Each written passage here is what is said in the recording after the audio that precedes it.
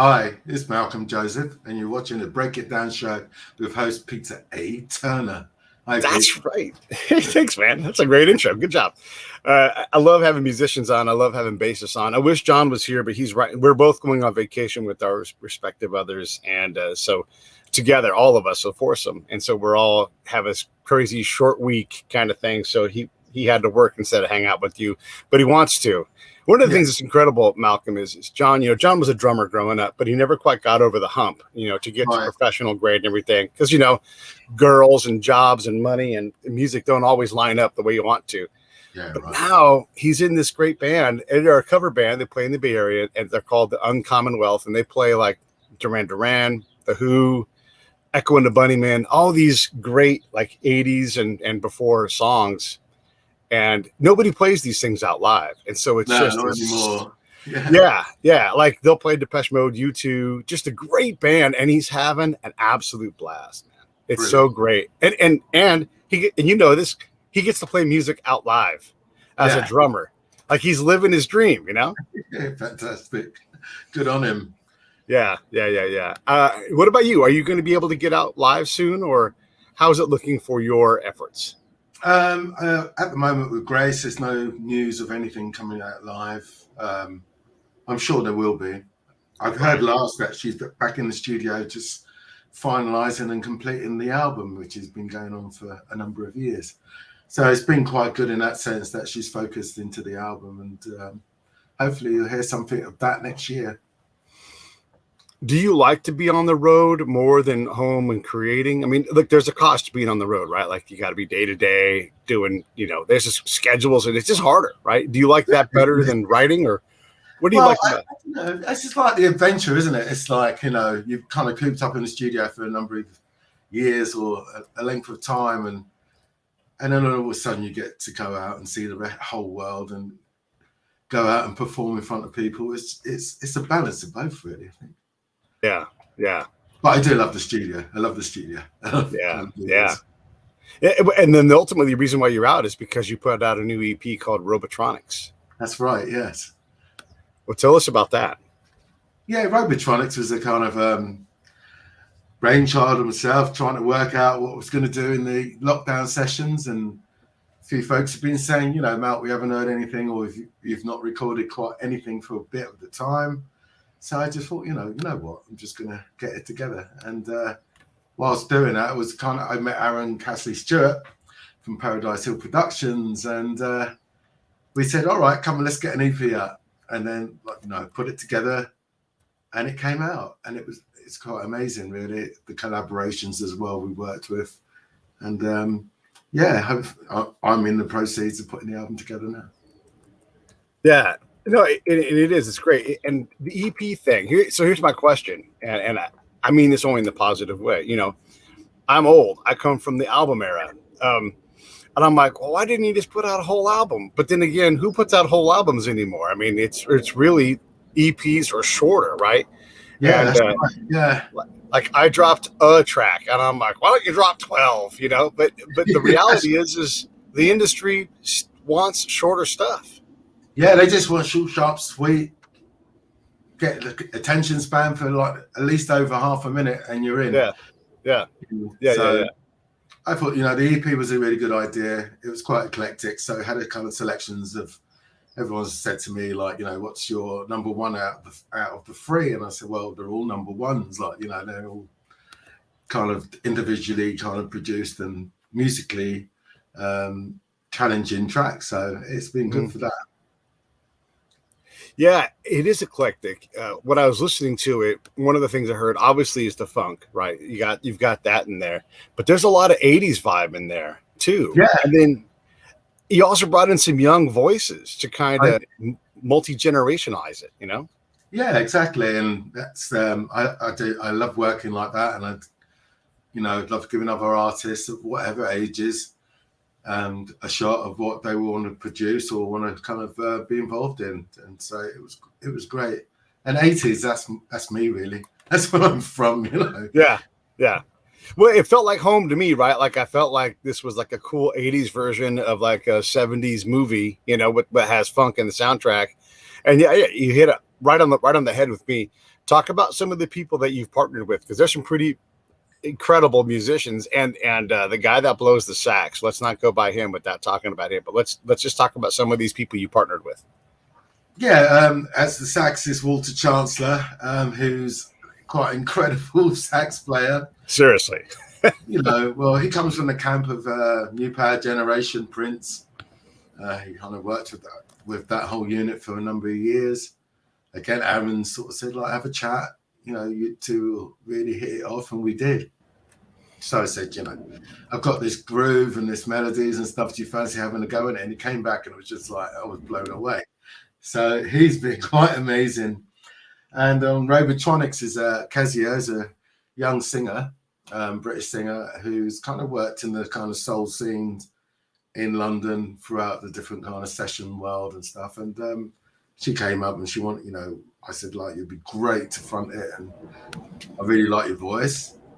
And she came up with some really amazing goods. And that was quite incredible. Alfie Robinson, I worked with, who was like the most incredible vibraphone player, who, as well as worked with Cleveland Watkins, who's a kind of vocalist supremo with the Black British jazz scene. So they've been around a long time and they're very influential. And then there's Desi DeLauro and Ricky Pajot, who play keyboards on Fall In, and she sung Fall In. And what an incredible artist. And both of them, as a husband and wife team, was like, I couldn't have asked for anything better, really. So that was a result in that sense. And we've all got along, and really beautiful people. And it was quite amazing how quickly we got it together and produced the EP. You guys do this remotely, like everybody, you got people in Minnesota, people in England, they're doing their own bit and just sending it in, or how are you guys putting all this stuff together? That's how it's worked. I've come up with the kind of the sketching, as they say, and basically I've just fed it to everyone, and thankfully that they had their own recording facility during the lockdown. So they were able to kind of like do their own production of how they would like to sound. And they would send me the stems and I kind of put it back into the track and mix it from there. Did Walter Chancellor just find something to say in every song? Because he's like in there. Like it's almost as if he is like the lead singer a lot of times, because he's just so and I mean this in the best way. Like he got what you were doing. Yeah, exactly. Straight away when we talked and I played it to him and he said, look, here's a first sketch of what I'm doing, and he sent it to me, and I was blown away then. And then literally a couple of days later, it was like, no, don't use that one. And he done it again, and it just like yeah.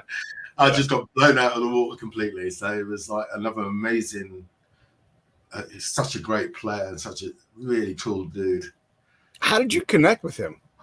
Through Aaron Cassidy. Okay. So his part of his connections, yeah. Yeah, Paradise Hill Productions, yeah. So when you look at his pedigree, it's shocking how many people he's blown for, right? I know, it's incredible. Yeah. So I was really honored. I was like, "What? You want to do this?" And yeah. He just read me. He just knew what I wanted, and he just knew the vibe I was aiming for. And he's totally, it was great. Just for anybody who's not looking, he's played with, all kinds of people. I'm not going to say them all, but Larry Graham. I mean, talk about funk. Boom, right there, Larry Graham. Yeah. Willie Nelson, Shaka Khan, Prince. It's incredible. Yeah. All top grade stuff there, really. Yeah.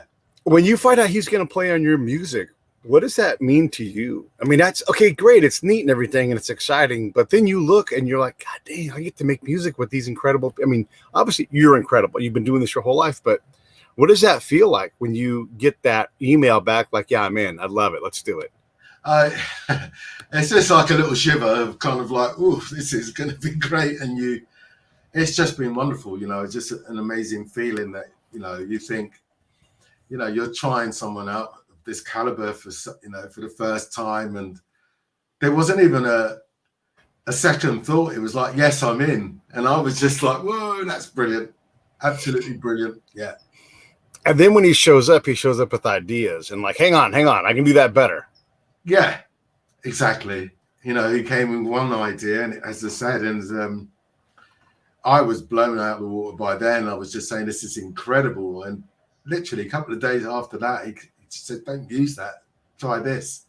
And that's what's on the track now. So it's such a great arranger, some phenomenal ideas, very kind of exploratory, really likes looking into different depths of, you know, variations of working with sax and baritone, and even he was utilizing like bass clarinets and stuff like that.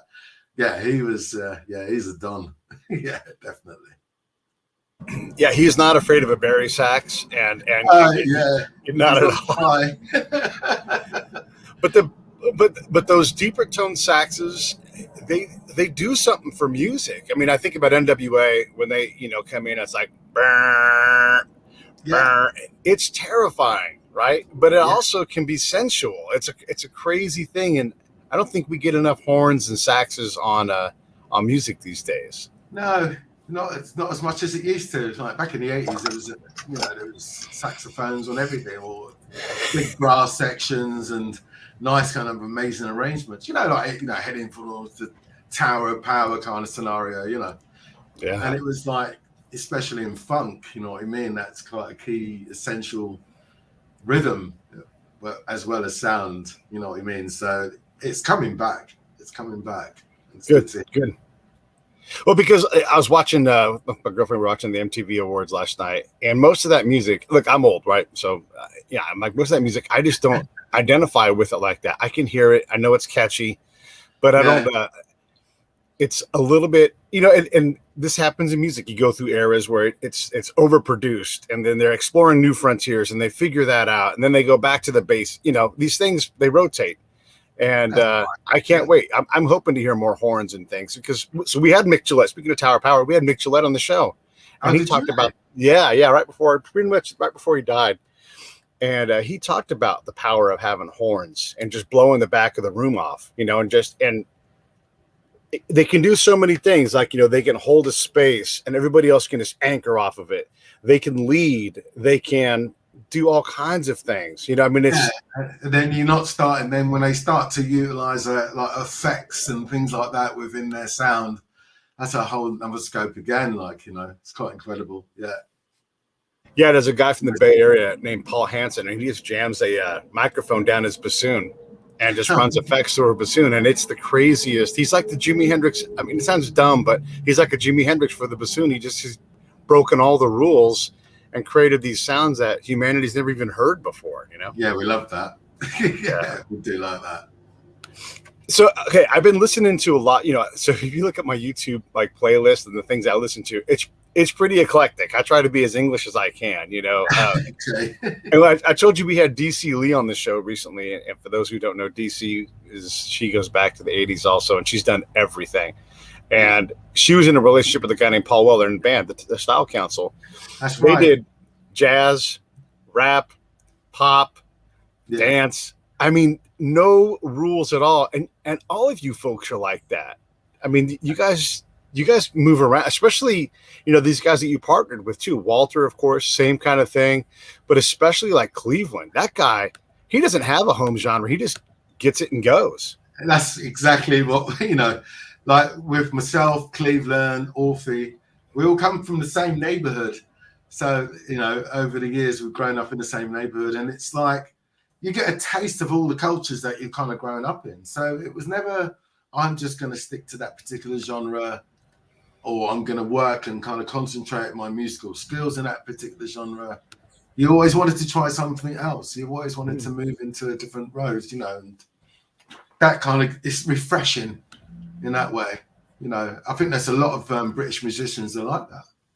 A lot of them, yeah.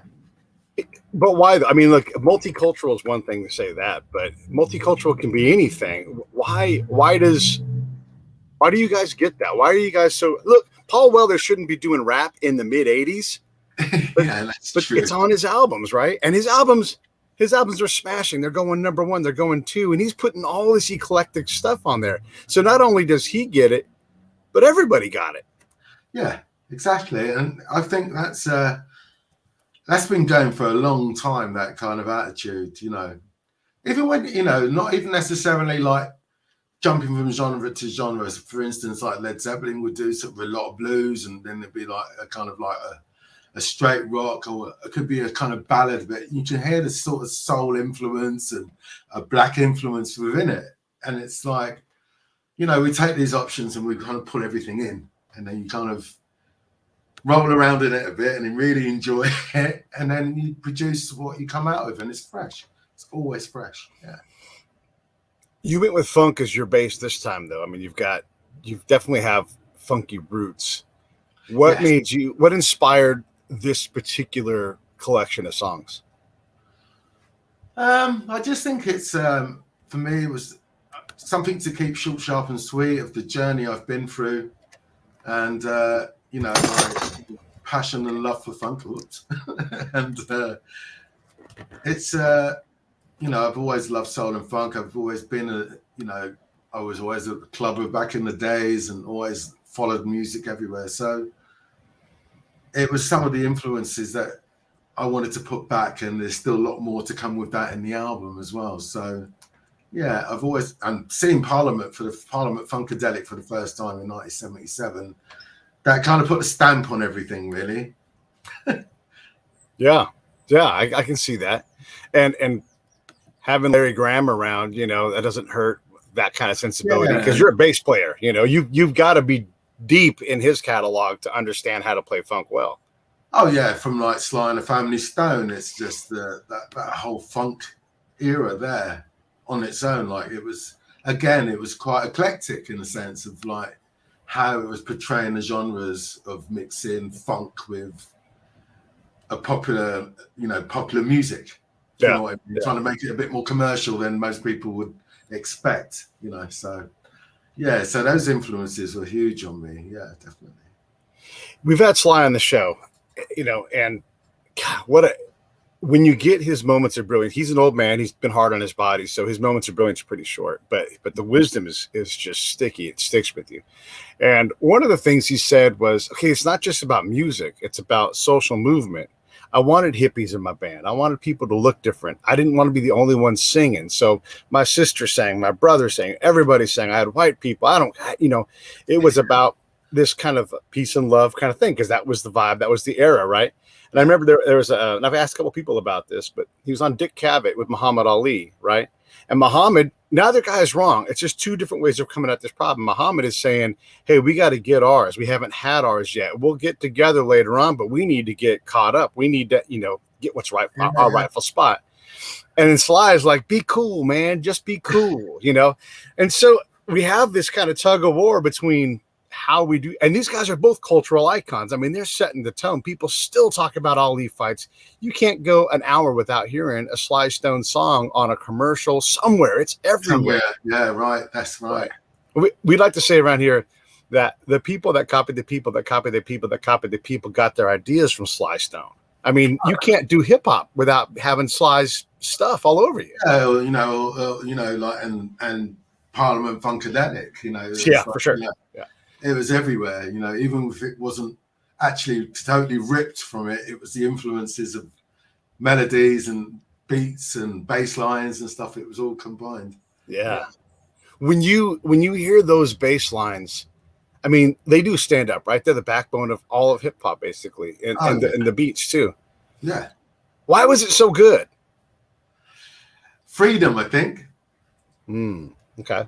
You know, it was just, you know, let's not have any barriers and just go for it and just come out with what your soul is singing, you know? Yeah.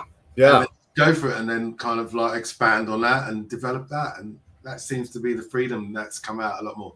No one was kind of going to, we've got to write it like this to go into this particular chart, or we've got to write it like this so we can be accepted here. Obviously, Sly did that because he got accepted, you know, in a massive market that wasn't really kind of into that sort of thing. You know what I mean? Yeah. My buddy Dickie's putting up some comments here talking about different kinds of forms of music. And I was going to ask you about ska and reggae and that whole movement. And again, this is, you guys, you're on an island, but you're nowhere near Jamaica or anywhere in the Caribbean. But these movements are massive. I mean, we have Matt Oh Hoy yeah, is a buddy of ours, right? And he was in he was in UB40 for years and years and years. Here's a that's right. band where you can say they're not a reggae band, but they tell you that you were wrong, and they'd be right. You know? Yeah, that's right. A big influence here, reggae.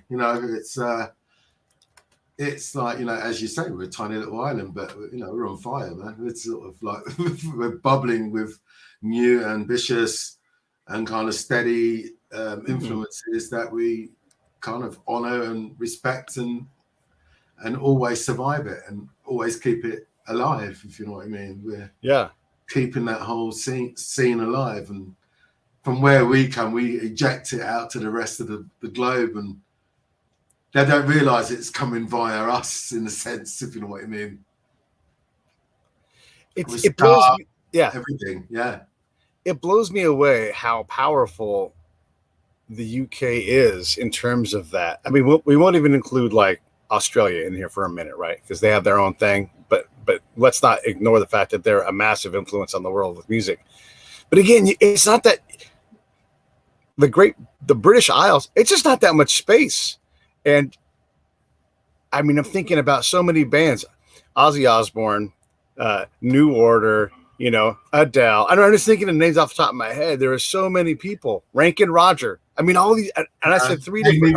Everybody's, it goes on. The list goes on, and that's how we work. How is it so powerful, though? I mean, Germany doesn't do that. France doesn't do that. Well, you look at how powerful the UK is back in the time where all of our massive bands like the Beatles, Zeppelin, the Stones just went out into the world and kind of brought in an influence from elsewhere, obviously. But, it was a standing power that we were bringing forward, and, everyone had to come and have a look. Yeah. You come and have a look and see what's going on in the UK, and you realize that these people are passionate. We're passionate about our music. Yeah. And if you're in America and you're not making it here, you can try going over there, and there's a good chance, you have a new chance to make it, whether you're Chrissy Hynde, Jimi Hendrix. So many groups have done that. Yeah, we're here, we have open arms. We always, give a chance to listen to new music and new vibes. So it's never been a door shut, if you know what I mean. We're always open doors. Come in, have a look. Come in, have a look. Well, let's have a look at Robotronics again. Keziah Hodgson. Yeah, Keziah Hodgson. Yeah. How did that relationship start, and then what did Keziah deliver to the album? The conversation started from Keziah started playing bass, and she wanted to learn to play bass, and she'd always kind of like, I like your bass lines, and how did you do that? And then I ended up showing a couple of bass lines that we've done with Grace Jones, and she got really into that, and it was part of her accomplishing, trying to be more instrumented in far as playing different instruments for her own particular projects and stuff. So we've always been chatting for a number of years, and kept in touch, talked about music and what projects she was doing in London and around the UK. And first thing I thought of when I did Robotronics was like, I think this music will go down a treat with Keziah, because she's a bit kind of like sharp, got some great ideas, and is in the know. So I said, let's get on with it. Let's try it out. And she said, look, I've got some lyrics. And from then on, she just kind of came on board, and I was taken aback by the fact that she came up with this great melody, and she just fitted in perfectly. And finally I got to meet her last week in London. Oh, no kidding. Yeah, we finally met up after over like 3 years or so that we haven't met. We've seen each other online and stuff, but to meet in person, it was great. And what was that like? I mean, you say it's great, but let's talk through it. I mean, you create something with somebody, you let her put words on your music. That's something special.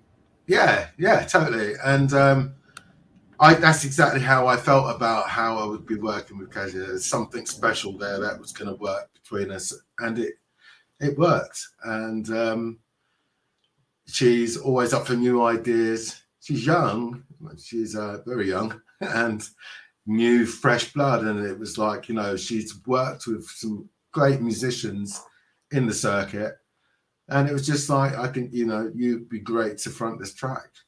And we worked together and like what was going on with the lyrics and the choruses and stuff, and produced it and put it to the track. It was amazing, yeah.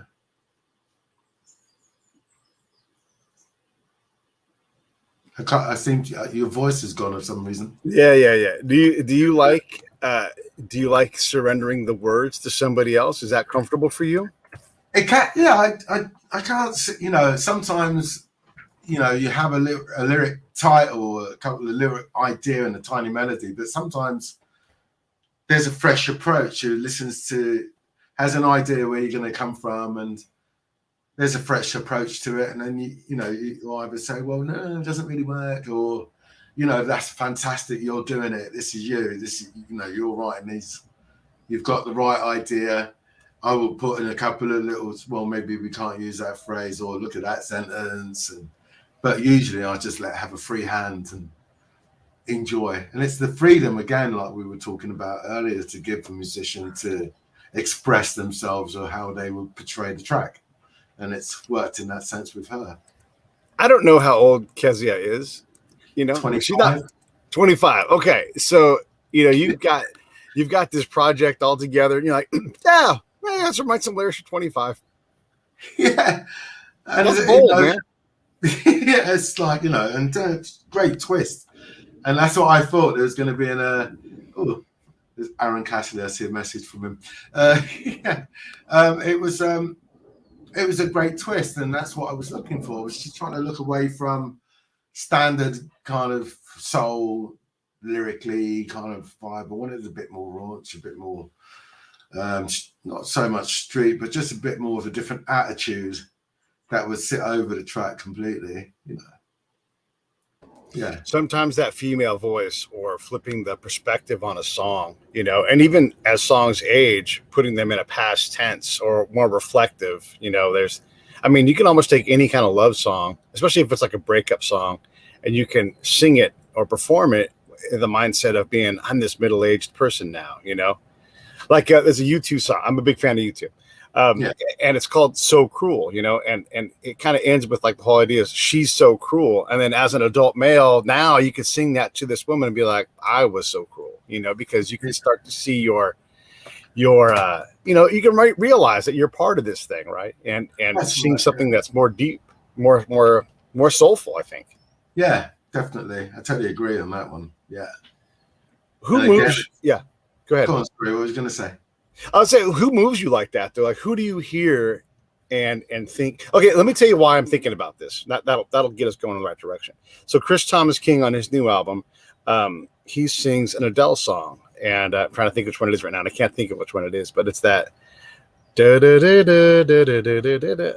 can't pull it. Anyhow, he sings it, but he's a different voice. He's not this young, vibrant female voice. It's a different one, right? Oh, Somebody Like You, that song. All right. Okay. It's a different tone. What's that? It's like a different tone. It sets a different, a whole different persona, and it's it kind of aspire to people thinking, wow, this is amazing. That got a different texture. It's just changed the whole balance of the track, and you've gone in deeper. You're looking deeper into the lyric and the melody as well. So. Yeah, and Daryl Hall does this a lot. He'll do like his live from Daryl's house shows, and then the act will come in. And like Malcolm will come in, and you'll say, hey, I want to do the funky version of this, or can we 80s this up? And he's so comfortable, Daryl is, in his music that it gets to be redefined by these other artists that come in. And I just love it. I love that. Yeah, that's same here. That's the kind of vibes we all like, really. That's how we work here. Yeah. Yeah. That's how kind of like talented British musicians are. They can really pull it out of the bag, if you know what I mean. What does that mean? What does that mean? Well, it's just like, you can, for instance, You Can Dump Me, I was playing with Massive Attack, and next thing I'm playing with Grace Jones, and next thing I'm working with like Walter Chancellor Jr., Kezia, who's in a totally different world, and we all understand this chemistry. It's a chemistry. You know, it's a formula that we're sometimes not really conscious about until we actually put it together in the same pot. Let's talk about Orphe a little bit. How did that come together? Oh, well, again, Aaron, I sort of known Orphe for forever, really, but I hadn't seen him for a long time, and Aaron was in touch with him, and he said, you know, funny enough, it was like on Freedom, I was always thinking of the scenario that it'd be really great to have vibes on and have an amazing, wonderful vocals. And I did think of Cleveland at the time, but I was thinking, I'm not going to do it. You know, he's not, you know, he's probably too busy doing other things. But Orphe, Aaron set up a meeting and we got chatting, and we're on Zoom, and one thing led to another, and we started talking about Hackney and about our hometown and where I grew up and where he grew up. And we were on the phone for like 2.5 hours, 3 hours, and Aaron was just sitting there. He couldn't believe us talking about music and what our journeys had been and who we were influenced by and where we went to kind of like, you know, try our first day out, if you know what I mean, on stage and playing you the first time. And I, after the conversation, I said, I got this track, you fancy playing it? And he was like, yeah. And that was, and that was it. And again, it was another thing where it was just the basic kind of music and the movement of that structure. And he sent a whole vibe thing all the way through for the track. And again, 3 or 4 days later, I was blown away. I was like, Orphe Robinson. This is like, wow. 3 or 4 days later, he says, no, I don't want you to do that. I'll send you another version. Of course. And he just did that in one take, and it was just phenomenal. Absolutely phenomenal. And then Cleveland heard it, and it was just like, you know, they just worked. It just blended together, and it was beautiful. Yeah, absolutely. For those who don't know Orphe's work, Orphe is a multi-instrumentalist. And just to give you a sample of what that means for him, trumpet, totally different than a saxophone, totally different than keyboards, totally different than a marimba. You know, so it doesn't matter what it is. The dude just can play anything. Anything he likes, yeah. Anything. In any genre, any style, you know. Yeah, and like, you know, if you listen to Freedom, at the end of the track, Orphe's doing a solo, and if you listen closely, you'll hear him singing the solo whilst he's playing. So you can hear him singing away, and it's quite amazing to hear that. Yeah, he's an incredible musician. Really lovely man as well. Oh, Hackney boy, yeah. All right, so I put the link to Freedom in there. Look, that's a crappy link to have to click on. Just here's what you do. If you're on Spotify, which I know a lot of people are, just type in the word Robotronics or Robotronics, however you want to say it. Robotronics. Right, Robotronics. And then there's two options. There's an EP of dance mixes, and then there's the regular Robotronics EP. It's got 3 tracks. Robotronics, Freedom, Just Let Me Be, and Falling.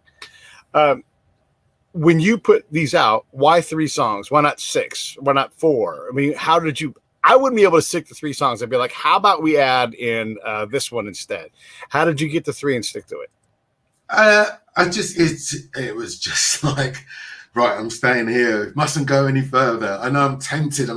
But, yeah. You know, it was just tempted to put everything on the plate, you know, and I just think it's like, it's been a while and I've done so many different other things. I think it was best to just go with the EP, and sort of I've got the other tracks ready to go. There's tasters here and there, but the other tracks, it's just be worthwhile just waiting for that to come.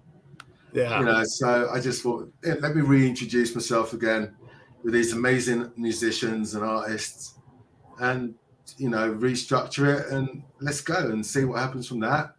And whilst everyone's getting into the vibe of like, oh, Malcolm Joseph's got this and who works with this, I'm getting on with the album. The album's coming through.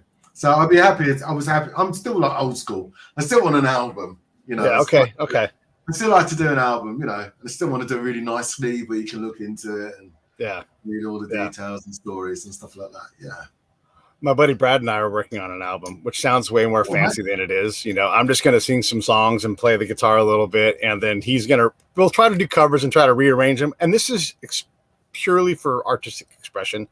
We're not going to sell it. It'll just be there for, just for our own artistic expression. But it's a blast doing it, and there's so many things to think about. So I'm practicing these songs, trying to figure out how to sing them, and sing them in a different way. And he's forcing me to sing this in a style I wouldn't normally. And it's, even if it never comes out, I just love working on it. I just think it's the best. And so I go ahead. That's what I mean. It's having an EP, then putting like 3 songs or putting 6. It's like you kind of like give them too much away. You want to kind of let them absorb a bit more. Like with an album, I find that you can, people would leave it on and they'll, if it's good for them and it's interesting, it will just kind of be on the old recycle, replay situation. So with an EP, it's free and you want more. So let the more come later. And all right. Yeah. But there is more because you have these remixes. Let's talk a little bit about, I guess, Jake Vertigo, Winston Hazel, Larry Peace. These are people that took a crack at your music and made something more dancey and fun. Yeah, and Larry Peace, who is the founder of Super Queen Records, was just totally into the track, and he wanted to jump on it.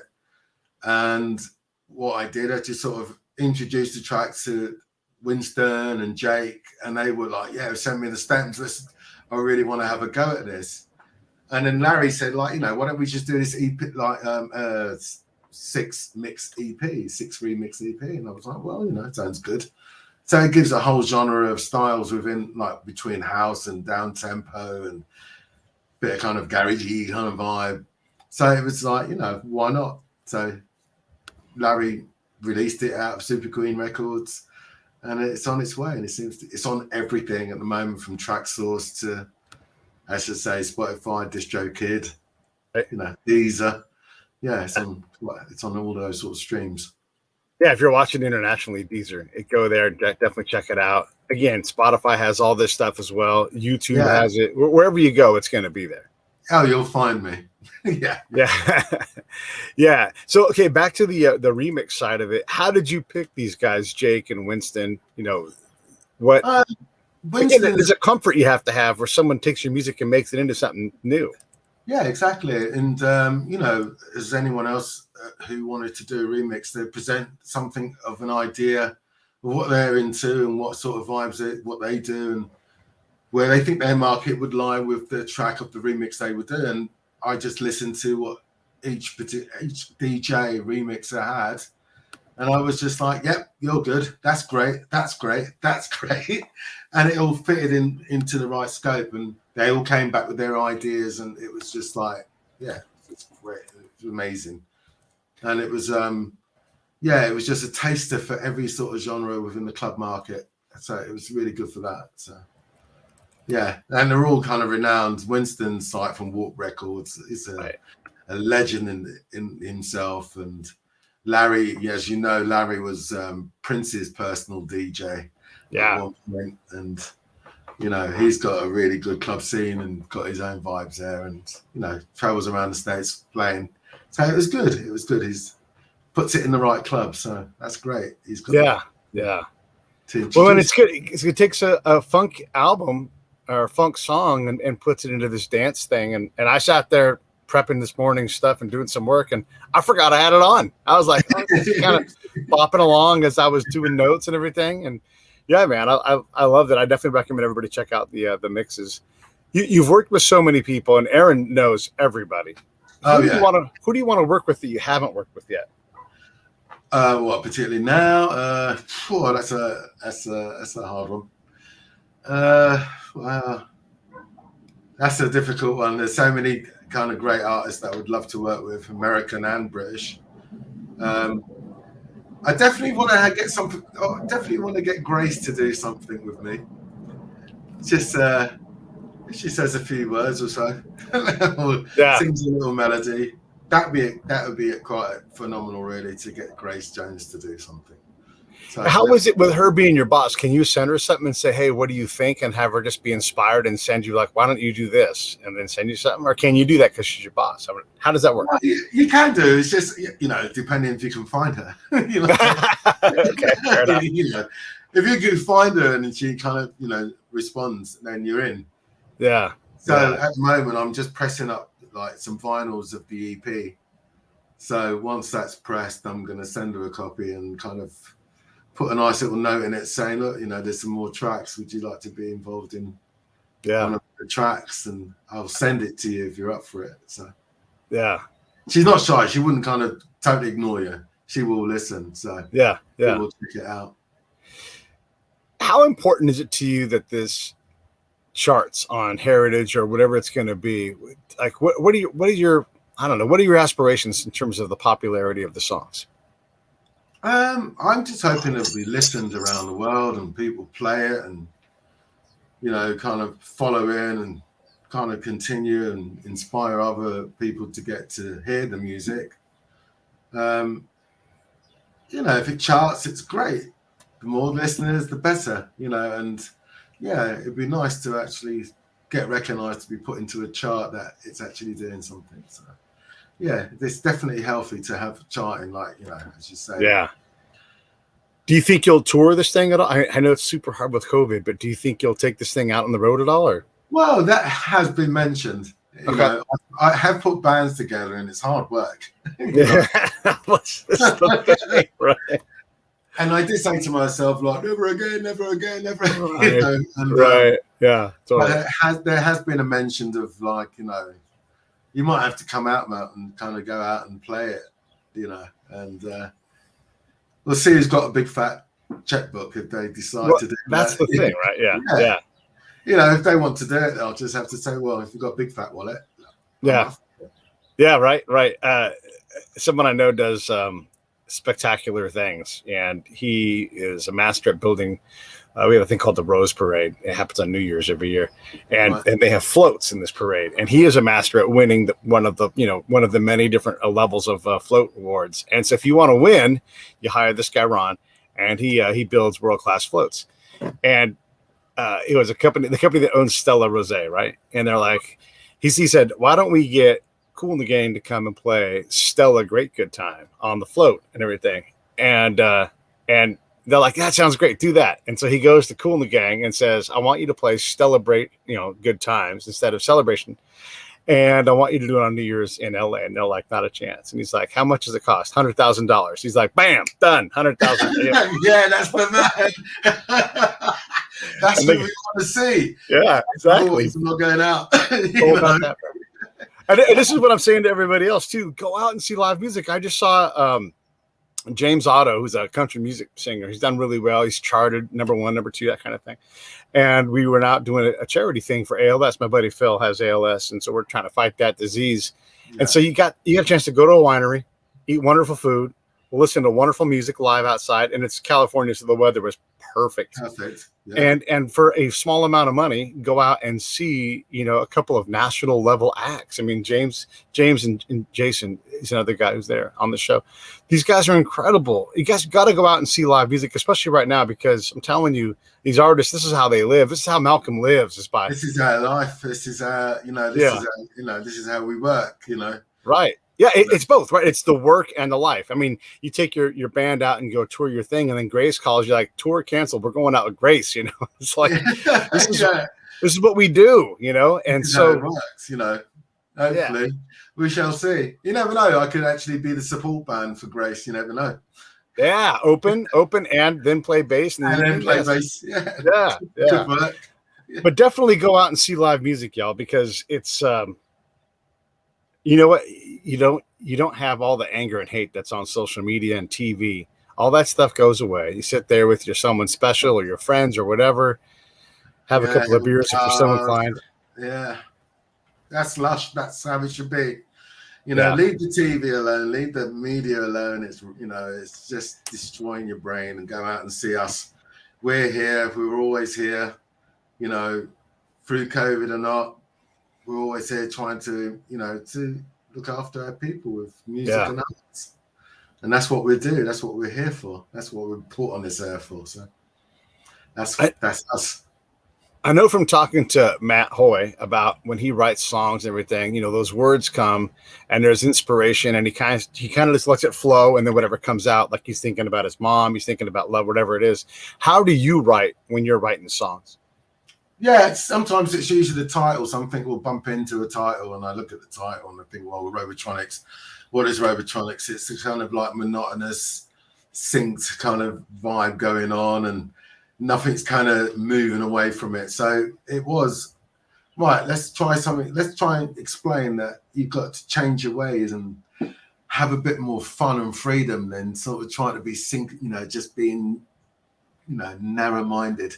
Yeah. Kind of move outside of the box, if you know what I mean. So you kind of, titles like that working, or, falling was a scenario of seeing something, being like totally infatuated with someone and you're not knowing where you stand. And, it's just one lyric come after the other, And it's just, you inspire it and you just kind of either you scribble it on paper or for me, it'd be really humming it really badly onto tape. Which no one will ever get to hear. Yeah. Yeah. And then I'll introduce it to a singer and, get them into it. How, in a particular singer, you say, right, well, I really like that tone of your voice. I like your attitude. I like the presence of it. I think it's suited for this track. Have a go on this, They don't, This is a great point. I love that you're doing this because when there's a lot of ways to write a song. This is for everybody. There's a lot of ways to write a song. Maybe you sit there and you just beat it out on the piano or whatever. Maybe you grab the bass and you're like, here's a groovy bass line. Let me figure something out from that. You start somewhere. And if you start with, and then you give it to somebody else, they're like, oh yeah. And then you go, and then you're like, wow, that's it. Yeah, and you're off. You're off to the races, and you're writing a song because someone's going to have words, someone's going to have the keys, someone's going to figure it out. Yeah, because you have it kind of like bubbling in your soul, and you got it in your brain, and you know how you want to hear it, and then you present it to the musician or the musicians, and they hear it instantly. They just know, where you're going to go to and how how you want to move your song forward. Yeah. So it is like, don't be shy to kind of make little bumbles with like little murmurings and little bad things that, bad rhythms for the drummer, bad guitars for the guitarist, because, you're reassured that each particular musician you're going to use is exactly how on their style you want. So you know to capture it, Yeah, completely. Or if you just press like a given beat on the keyboard and record that, like the drummer knows, like, I'm not going to play that. I'm not going to play that. I'm going to do this. Yeah, I'm going to play this, whatever, right? Yeah, whatever it's going to be. There's like one writing instance with Freedom, with Cleveland and Orphe. The drummer, Diane, she said, like, I want you to do all the music and the whole song first before I play drums on it. And I was like, it's like reverse engineering, if you know what I mean. And when I, obviously I put a kind of like tempo beat and stuff to it, a rough idea of what it was. And when I sent the whole package to her and she sent me her recording of the drums, it was just like, wow, it's exactly, I wasn't expecting that, but it worked so perfect with the track. And it was great. I like those sort of like surprises as well, so that helps. Yeah, because there's the way of going about it where you're trying to get out of your head what you hear, and it's hard to capture that. And then you're sort of saying, here's an inspiration. What do you hear? Yeah. And then put that together. How do you hold? Yeah. Okay. So that's wonderful. I want to talk about that. But then how do you simultaneously hold on to the Malcolmness of the song without, because look, Orphe's like, I have an idea, right? Cleveland's like, hey, how about we do this? You're going to keep saying yes to that because those guys have really good ideas, Yeah, you've got amazing ideas. So how do you hold on to the Malcolmness of the song? Well, the Malcolmness of the song is the actual backbone of the whole structure.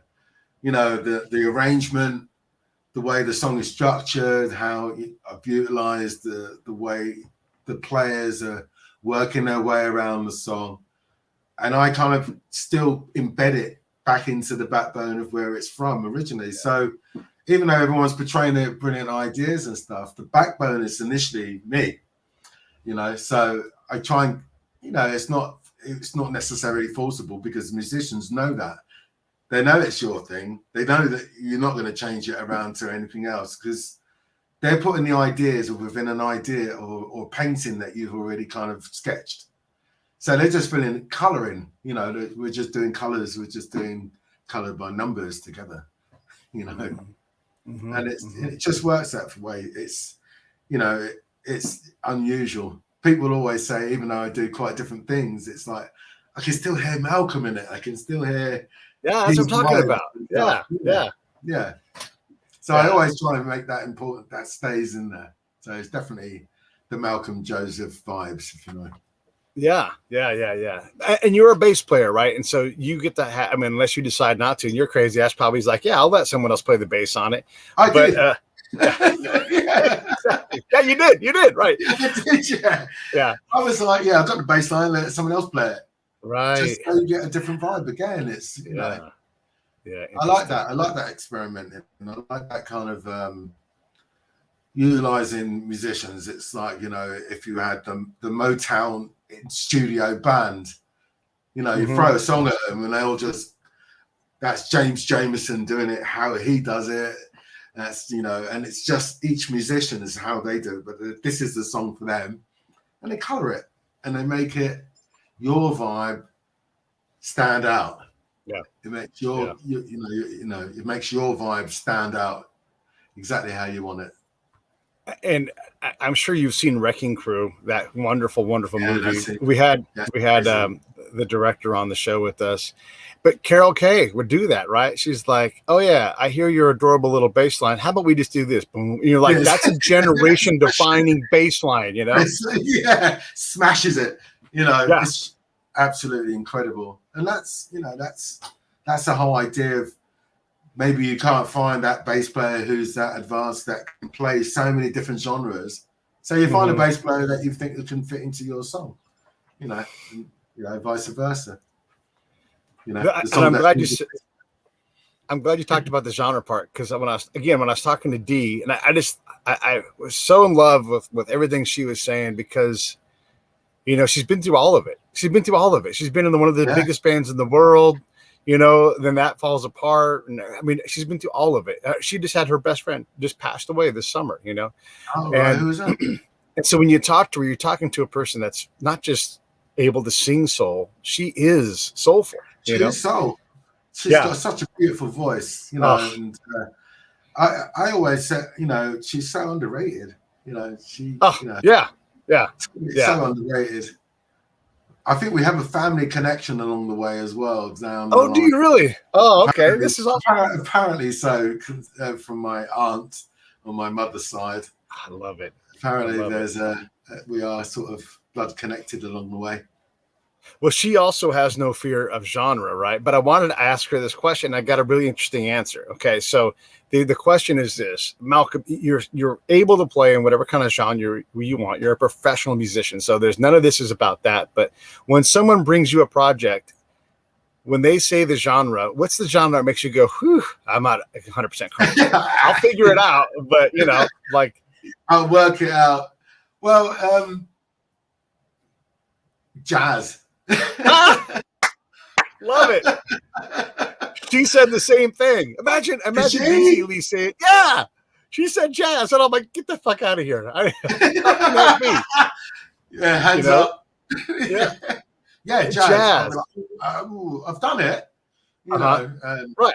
Yeah, and you can do it, but you know, have a go at it. You know, yeah. But it's the first instance of I love jazz, but you know, you leave it to the professionals to do it. Yeah.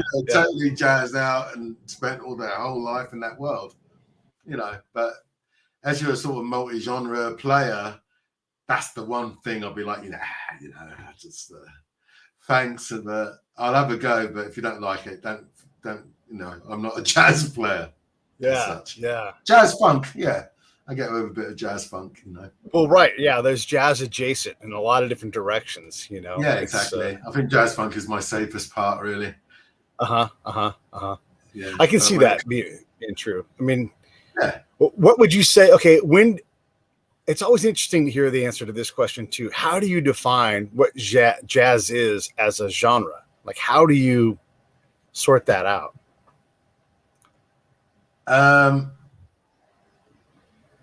Finding the complications of jazz that's Okay. not complicated.